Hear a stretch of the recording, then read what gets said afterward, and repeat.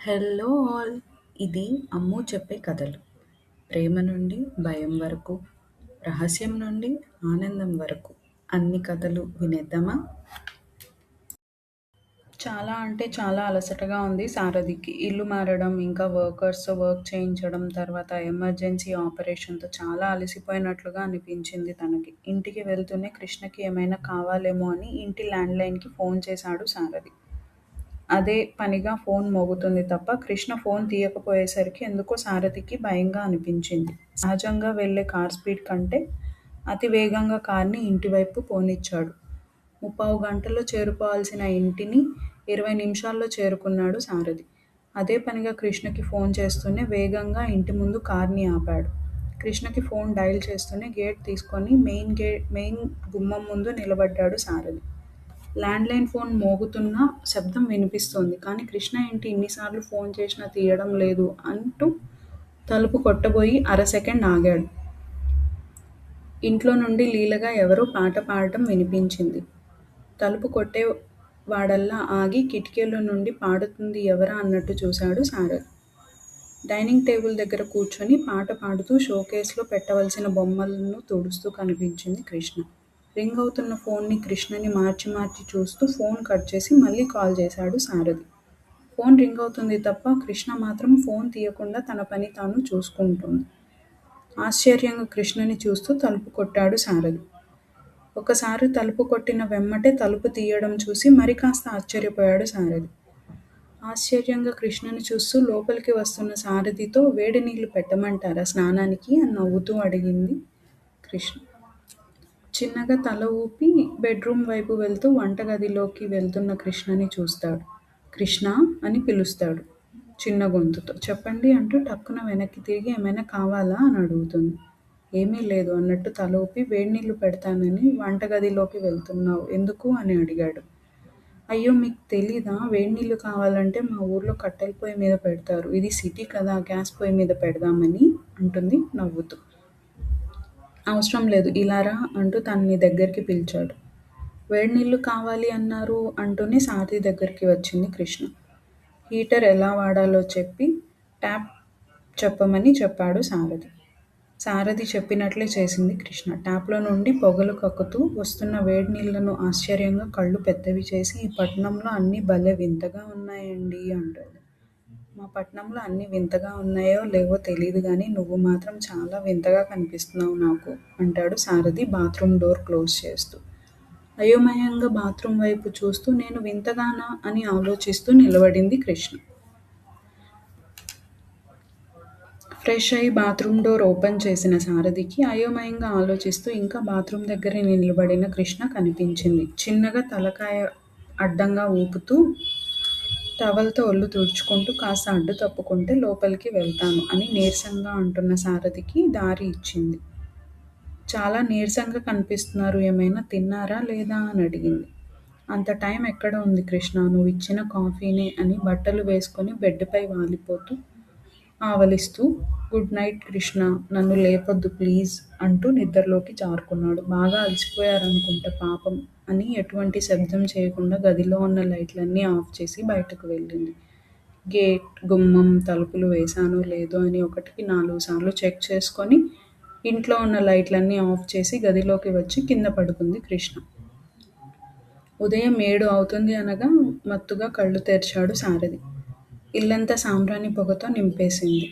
దట్టంగా వస్తున్న సాంబ్రాణి పొగని చూస్తూ గడియారం వైపు చూశాడు. 7 అని అనుకుంటూ మళ్ళీ పడుకుంటున్న సారథి దగ్గరకు వచ్చింది కృష్ణ. నిన్నంతా ఏమీ తినలేదు ఈరోజైనా కాస్త తినండి అంటూ సారథి చెయ్యి పట్టుకొని పైకి లాగుతుంది. నేను రాను అంటూ మారంగా దుప్పటి నిండుగా కప్పుకొని పడుకుంటాడు సారథి. అయ్యో అలా అంటే ఎలా అండి రండి రాత్రి మీరు చెప్పినట్లు హీటర్ ఆన్ చేశాను వేడినీళ్ళు సిద్ధంగా ఉన్నాయి అని చెప్తూ సారథిని లేపడానికి ట్రై చేస్తూ. పూజ చెయ్యాలండి ఇవాళ శుక్రవారం తొందరగా వెళ్ళి రెడీ అయ్యి రండి అంటూ గబగబా వంటగదిలోకి వెళ్ళిపోయింది కృష్ణ. ఇంక చేసేదేం లేక సారథి కూడా రెడీ అవ్వడానికి వెళ్ళాడు. ఫ్రెష్ అయి నీట్‌గా డ్రెసప్ అయి డైనింగ్ ఏరియాకి వచ్చిన సారథికి ఫ్రూట్స్ బౌల్‌లో అందించింది కృష్ణ. చేతిలో ఉన్న ఫ్రూట్స్ బౌల్ వంక చూస్తూ వాట్ ఈస్ దిస్ అని అడిగాడు సారథి. అంతే అయోమయంగా సారథి వైపు చూస్తూ నిలబడింది కృష్ణ. కృష్ణ అయోమయం అర్థమై చేతిలో ఉన్న ఫ్రూట్ బౌల్‌ని చూపిస్తూ ఏంటిది అని అడిగాడు. టిఫిన్ అని సమాధానం చెప్తుంది కృష్ణ. టిఫినా అంటూ నీరసంగా ఫ్రూట్స్ బౌల్ వంక చూస్తున్న సారథిని చూస్తూ టిఫిన్ చేయడానికి గ్యాస్ లేదు. అలాగే ఊరు నుంచి తెచ్చిన పండ్లు ఉంటే అవే కోసి మీకిచ్చాను అని చెప్తుంది. అవునా! నిన్నే సిలిండర్ వస్తుందని చెప్పారే నాకు. ఉండు ఒకసారి ఫోన్ చేసి కనుక్కుంటాను అని ఫోన్ చేస్తున్న సారథికి సార్ గ్యాస్ అన్న పిలుపు వినబడింది. మాటల్లోనే వచ్చాడు అంటూ ఫ్రూట్ బౌల్‌ని డైనింగ్ టేబుల్ మీద పెట్టి గ్యాస్ తీసుకొని బిల్ చేశాడు సారథి.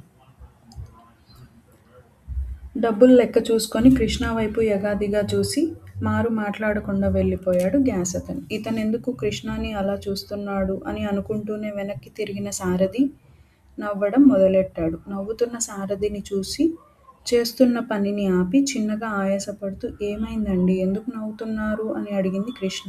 నాకు తెలిసినంత వరకు పల్లెటూరు వాళ్ళు చాలా స్ట్రాంగ్ చాలా బలంగా ఉంటారు అని విన్నాను.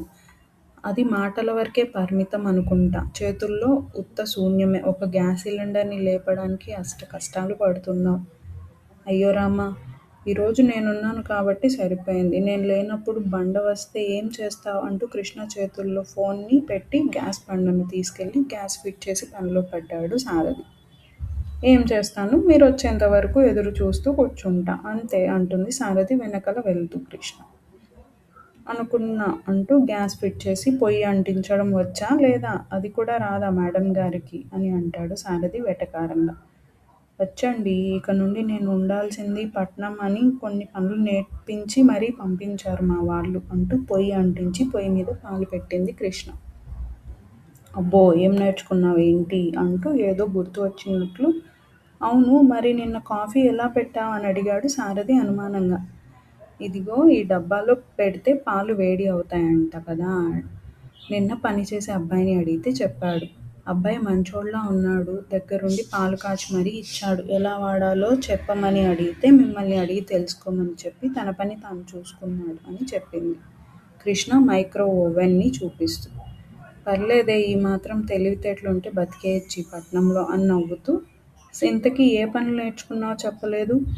గ్యాస్ వెలిగించడం, లైట్స్, ఫ్యాన్స్ వెయ్యడం, తీయడం నేర్చుకున్నానండి అంటూ కాఫీ కలుపుతుంది కృష్ణ. అబ్బో! చాలా పనులు నేర్చుకున్నావు అంటూ సారథి చేతికి కాఫీనిస్తూ నాకు ఈ డబ్బాని ఎలా వాడాలో చెప్తారా?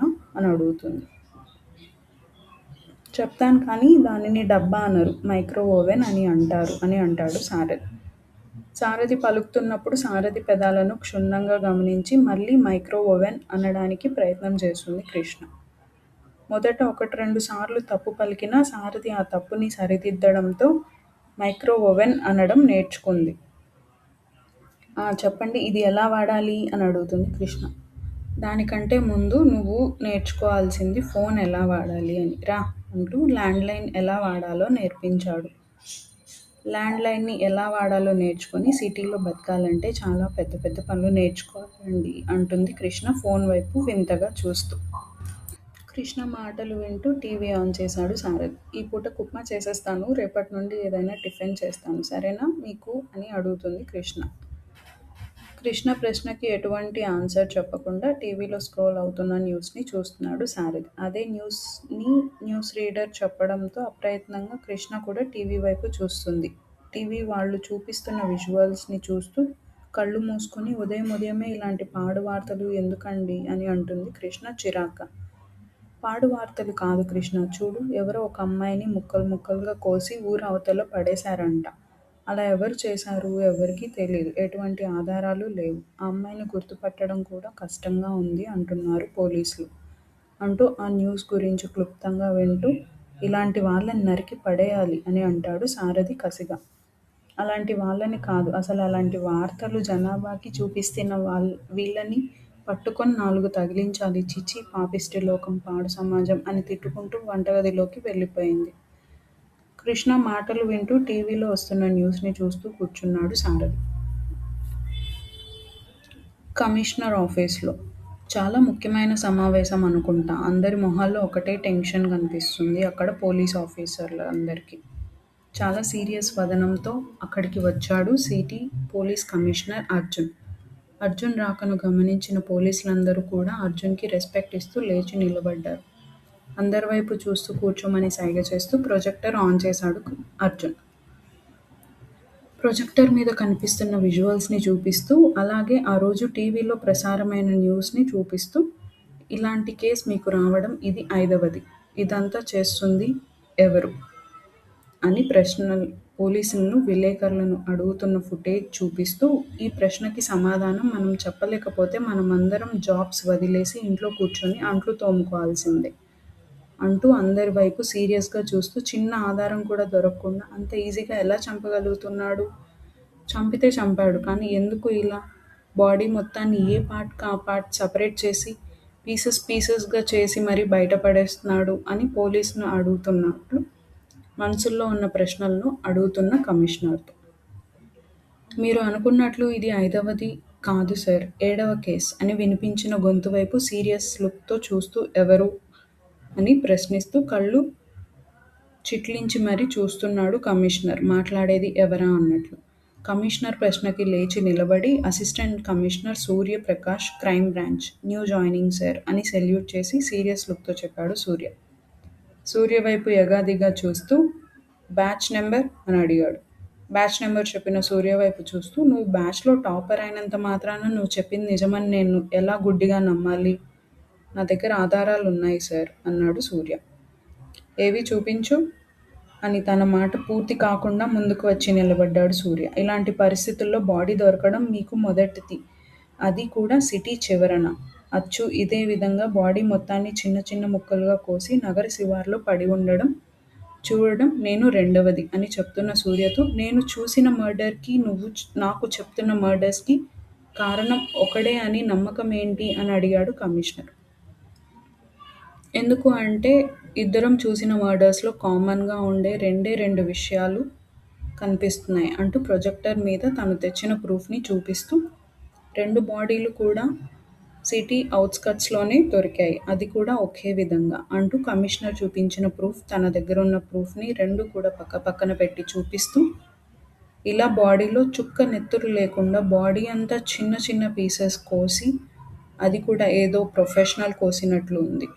అక్కడ ఎటువంటి ఆధారాలు లేవు. ఇక్కడ ఎటువంటి ఆధారాలు లేవు. మీకు దొరికింది అమ్మాయి, నాకు దొరికింది కూడా ఒక అమ్మాయే సార్ అని చెప్పాడు సూర్య గంభీరంగా. మరి కేస్ వస్తే సాల్వ్ చేయకుండా ఆధారాలు కలెక్ట్ చేసి ఊరుకున్నావా? అన్నాడు సీరియస్‌గా కమిషనర్. లేదు సార్, ఎటు నుండి ఎటు వెళ్ళినా సరే ఒక దగ్గర ఆగిపోతున్నాం. బాడీ గుర్తుపట్టని విధంగా ఉండడం వల్ల ఆ బాడీకి సంబంధించిన వాళ్ళు ఎవ్వరూ రావడం లేదు. అలాగే నగరంలో మిస్ అయిన కేసెస్ కూడా ఎక్కడా మాకు రాలేదు. కాకపోతే అని చెప్పడానికి తటపటాయిస్తున్న సూర్యతో, నీకు తెలిసిన ఇన్ఫర్మేషన్ పూర్తిగా చెప్పు సూర్య అన్నాడు కమిషనర్. నా దగ్గరికి వచ్చిన 2 కేసులు, అలాగే మీ దగ్గర ఉన్న కేసుతో కలిపి ఉన్న 3 అమ్మాయిలు కూడా ఒకటే ఏజ్ గ్రూప్. అలాగే ముగ్గురు కూడా ఫిజికల్‌గా అని ఎలా చెప్పాలో అని ఆలోచిస్తూ కమిషనర్ వైపు చూసిన సూర్యకి, నువ్వు ఉన్నది క్రైమ్ బ్రాంచ్. ఇంత చిన్న విషయం చెప్పడానికే నువ్వు అంత ఇబ్బంది పడుతున్నావు. కేస్ ఎలా సాల్వ్ చేస్తావు? అన్నాడు కమిషనర్. సారీ సార్, 3 అమ్మాయిలు కూడా మర్డర్‌కి ముందు ఫిజికల్‌గా మీట్ అయ్యారని మన ఫోరెన్సిక్ డిపార్ట్మెంట్ రిపోర్ట్‌లో వచ్చింది సార్. ఆలోచిస్తూ వెళ్ళి తన సీట్లో కూర్చున్నాడు కమిషనర్. సార్, ఒక ఛాన్స్ ఇవ్వండి. తప్పకుండా కేస్‌ని సాల్వ్ చేస్తాను అని అంటున్న సూర్యతో, ప్లీజ్ టేక్ యువర్ సీట్ అని అంటూ అందరి వైపు చూస్తూ, ఇంకొక 10 రోజులు టైం ఇస్తున్నాను. ఆ టైంలో కేస్‌ని సాల్వ్ చేయాలి. సీనియర్ క్రైమ్ బ్రాంచ్ అయిన అజిత్‌కి అప్పచెప్తున్నాను అని అంటాడు సీరియస్‌గా. తన ఆశల మీద నీళ్లు చల్లినట్లు అయింది సూర్యకి. మిస్టర్ సూర్య, నీ దగ్గర ఉన్న ప్రూఫ్స్ మొత్తం, డాక్యుమెంటేషన్ అన్నీ అజిత్‌కి చెప్పు. నీకు కొత్త కేసు చెప్తాను. ఆఫ్టర్ మీటింగ్ వచ్చి కలు అని చెప్పి అక్కడి నుంచి వెళ్ళిపోయాడు కమిషనర్. వెళ్తున్న కమిషనర్ వైపు డిసప్పాయింట్మెంట్‌తో చూస్తున్న సూర్య చేతిలో ఉన్న డాక్యుమెంటేషన్ తీసుకుంటూ, డిసప్పాయింట్ అవ్వకు సూర్య, నీకు కూడా మంచి కేసు వస్తుందిలే అని అంటూ చిన్నగా నవ్వి అక్కడి నుండి వెళ్ళిపోయాడు అజిత్. అసలుకి అతను ఎవరు? అసలు కథ ఇప్పుడే మొదలైంది. నెక్స్ట్ పార్ట్‌లో కలుద్దాం. Thanks for watching. Please share and subscribe.